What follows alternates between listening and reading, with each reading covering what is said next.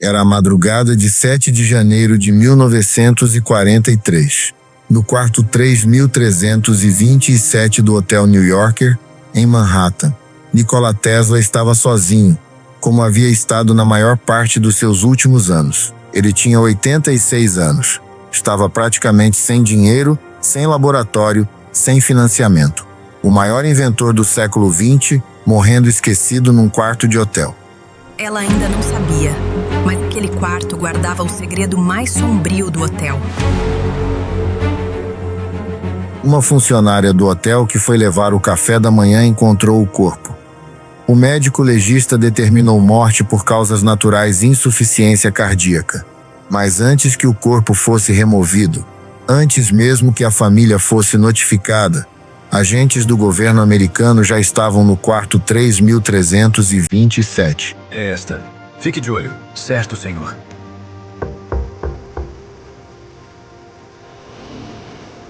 Precisamos terminar logo.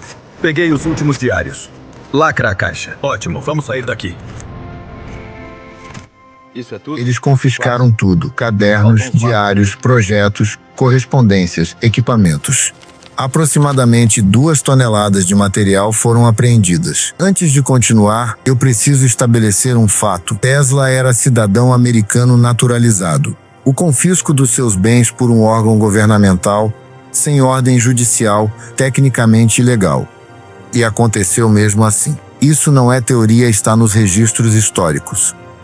O órgão responsável pelo confisco era o Office of Alien Property Custodian, criado durante a Segunda Guerra para controlar bens de cidadãos estrangeiros considerados ameaça. Tesla havia nascido na Sérvia, então território do Império Austro-Húngaro, aliado da Alemanha na Primeira Guerra. Tecnicamente, era considerado cidadão de uma nação inimiga, mas Tesla havia se naturalizado americano em 1891, mais de 50 anos antes da sua morte.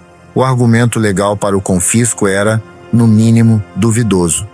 O FBI, sob ordens do diretor J. Edgar Hoover, havia monitorado Tesla por anos, preocupado com suas pesquisas em armas de energia e com seus contatos com governos estrangeiros.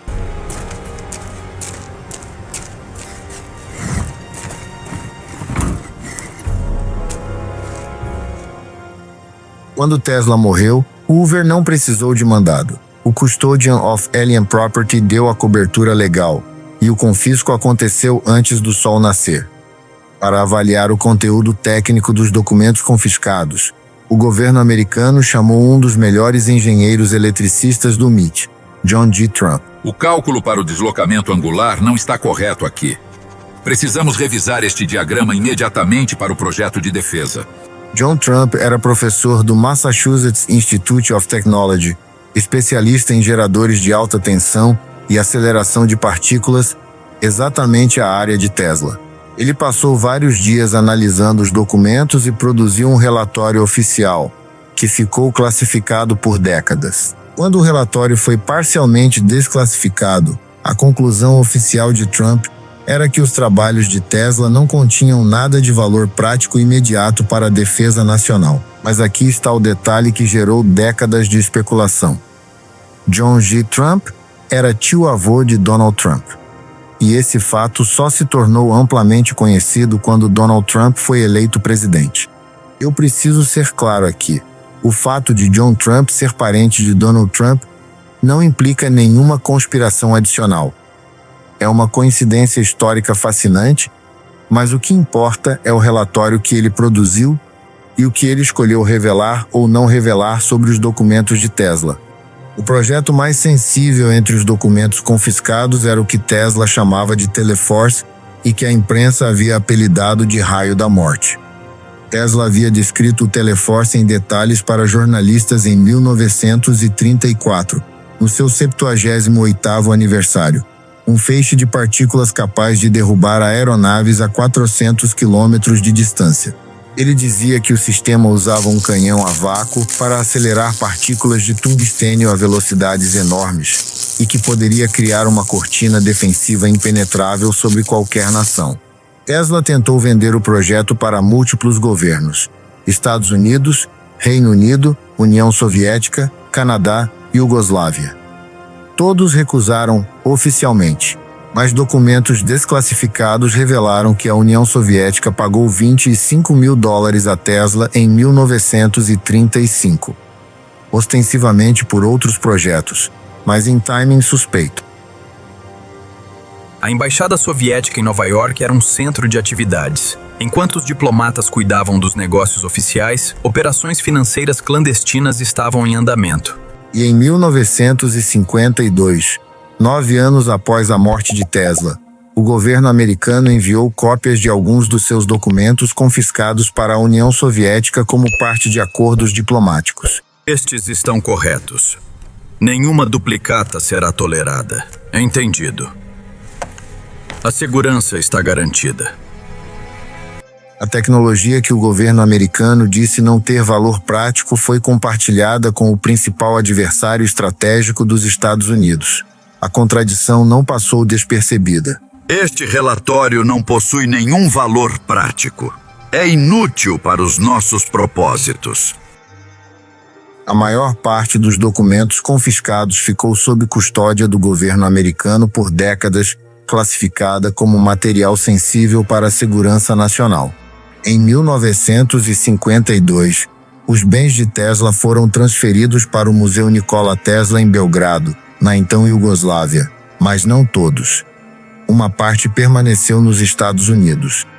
Ao longo das décadas seguintes, pesquisadores e jornalistas tentaram acessar os documentos americanos via Lei de Liberdade de Informação, com sucesso parcial. Preciso que carimbe este protocolo agora. É meu direito pela Lei de Acesso à Informação. Mas falta um documento aqui. Não, está tudo certo. O senhor precisa receber.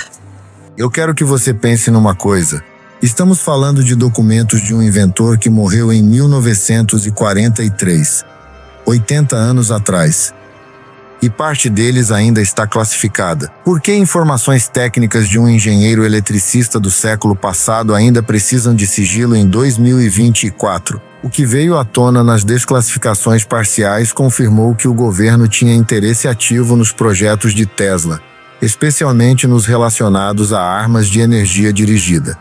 Mas centenas de páginas permaneceram com trechos redigidos, informações que até hoje não foram tornadas públicas na íntegra. As desclassificações parciais ao longo dos anos revelaram um quadro mais complexo do que a narrativa oficial de invenções sem valor prático.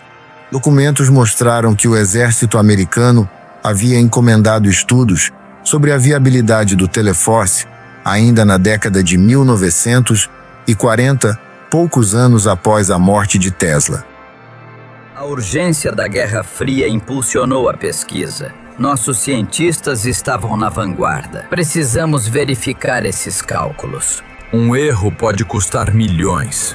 Precisamos verificar esses cálculos novamente. Se houver um erro, as implicações serão catastróficas. Eu entendo, mas o tempo está se esgotando. O projeto precisa estar pronto até amanhã. O projeto americano de armas de energia dirigida, que décadas depois seria parte da Iniciativa de Defesa Estratégica, a chamada Guerra nas Estrelas de Reagan, usava princípios que Tesla havia descrito décadas antes. Era a nossa resposta final à ameaça nuclear. Uma barreira intransponível no espaço, capaz de interceptar qualquer míssil soviético. Pesquisadores apontam que tecnologias como o HAARP, o projeto de modificação atmosférica do governo americano no Alasca, aplicam princípios que Tesla havia patenteado.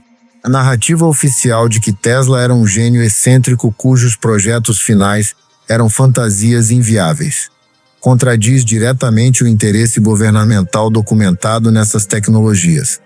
A conclusão que muitos pesquisadores chegam é perturbadora.